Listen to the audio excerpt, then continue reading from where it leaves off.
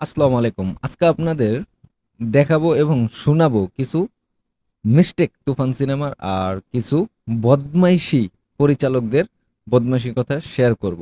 ভিডিওটা ধৈর্য সহকারে দেখুন। হয়তো আপনিও বলবেন যে ভাই কথা ঠিক আর আপনি ঠিক ধরছেন। হয়তো আমাদের চোখে এখনো অনেকের পড়ে নাই। আজকে এই মিস্টেকগুলো নিয়েই আমরা কথা বলবো। তবে সিনেমা জগৎ কারা নষ্ট করলো এটা নিয়েও আমরা কথা বলবো। সো ফাইনালি চলো, যদি তুফানের বিষয়টা বলো যে তুফান সিনেমাটা কেমন, তাহলে এক কথায় দুর্দান্ত। আর তুফান যে গান দুইটা হইছে, গান দুইটা তো অসাম, মানে মিউজিকে কোনো মিডল অথবা হাইয়ের কোনো দেখা ইস্যু মিলে নাই। পুরা সিম্পল মিউজিক, একটা মিষ্টি সাউন্ড যাকে বলা হয় সেটাই ব্যাকগ্রাউন্ডে রাখা হয়েছে।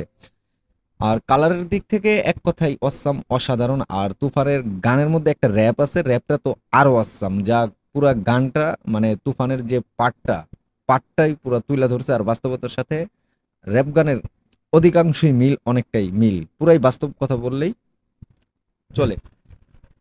আমাদের সিনেমা ইন্ডাস্ট্রি, এই বাংলা সিনেমা নষ্ট করছে কারা?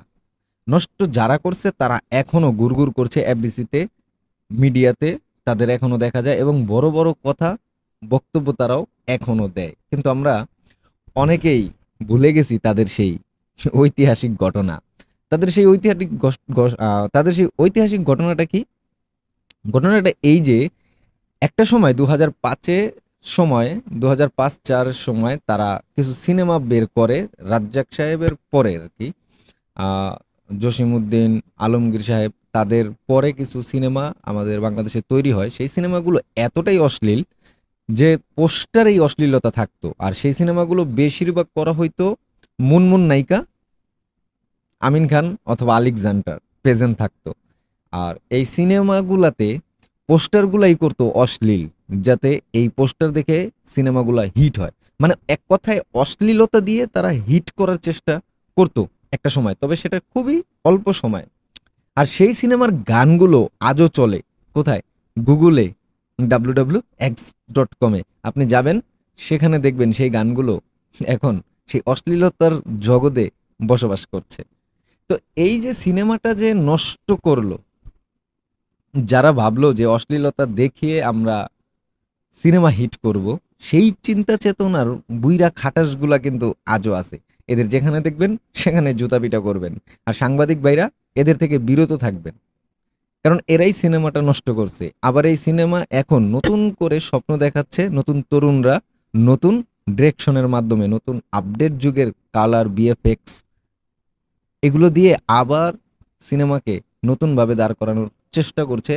ইতিমধ্যে জনগণের বাহবা পুরাই বর্তমান ডিরেক্টররা পাচ্ছেন।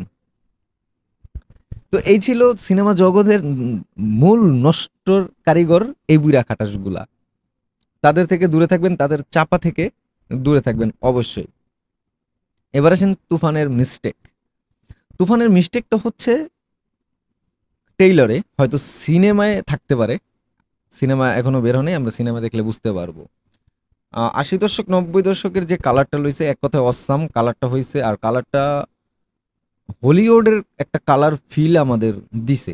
40 বছরে এই প্রথম সিনেমার মানে গুণগান, কালারের দিক থেকে, লোয়ার ক্যামেরা অ্যাকশন মুড থেকে, ক্যামেরার স্টাইল, ক্যামেরার ফোকাস, ক্যামেরার রেঞ্জ আর লেন্থ ঘুরানোর যে দৃশ্যমানটা চোখে লেগেছে, এটা এক কথাই অসাম। মানে 40 বছরে বাংলাদেশে এরকম ভাবে ক্যামেরা চালানো কোনো সিনেমায় হয় নাই, এক কথায়। আর কালারের তো কোনো কথাই নেই, কালারটা যে দিছে, কালারটা না হলেও 10 থেকে 15টা মিক্স করছে কালারটা, একটা হলিউড ফিল আইছে কালারে।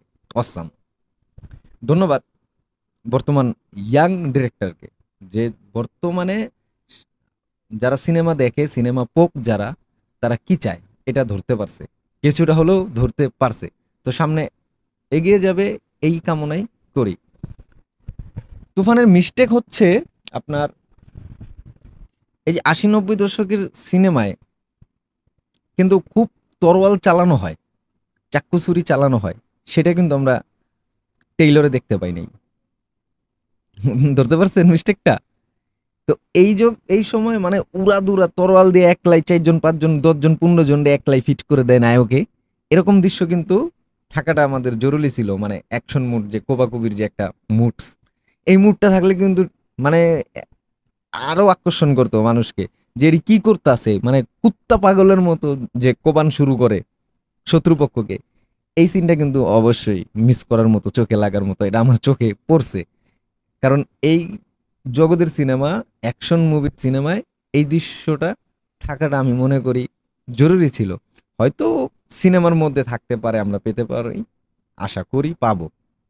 তবে সেটা সিনেমার পরে কিন্তু টেইলর আকর্ষণ হয়তো আমার মনে হয় আরো হতো। টেইলর তো এমনিতেই আকর্ষণ, মানে দুর্দান্ত, মানে ভাষাই বলা যায় না। ওই যে 40 বছরের ব্যবধান যদি আমরা করি অবদান, তাহলে এই 40 বছরে এই প্রথম একটা সিনেমা বাংলার বুকে আসছে, আর এত পরিমাণ যে রিয়াকশন পাচ্ছে সিনেমাটা, মানে কি বলবো, মানে কয়েকটা দেশ রিয়াকশন দিচ্ছে, ইংরেজ থেকে শুরু করে তামিল, তামিল থেকে শুরু করে ইন্ডিয়া থেকে বাংলা, বলাই বাহুল্য। সো এই ছিল আপনাদের মিস্টেকের গল্পটা। যদি আমার কথাগুলো সত্যি হয়ে থাকে আর আপনাদের চোখে লাগার মতো হয়ে থাকে আর বাস্তব হয়েই থাকে, তাহলে তো অবশ্যই চ্যানেলটা সাবস্ক্রাইব করে সাথেই থাকুন। কথা হবে নেক্সট ভিডিওতে। সবাই ভালো থাকবেন। আসসালামু আলাইকুম।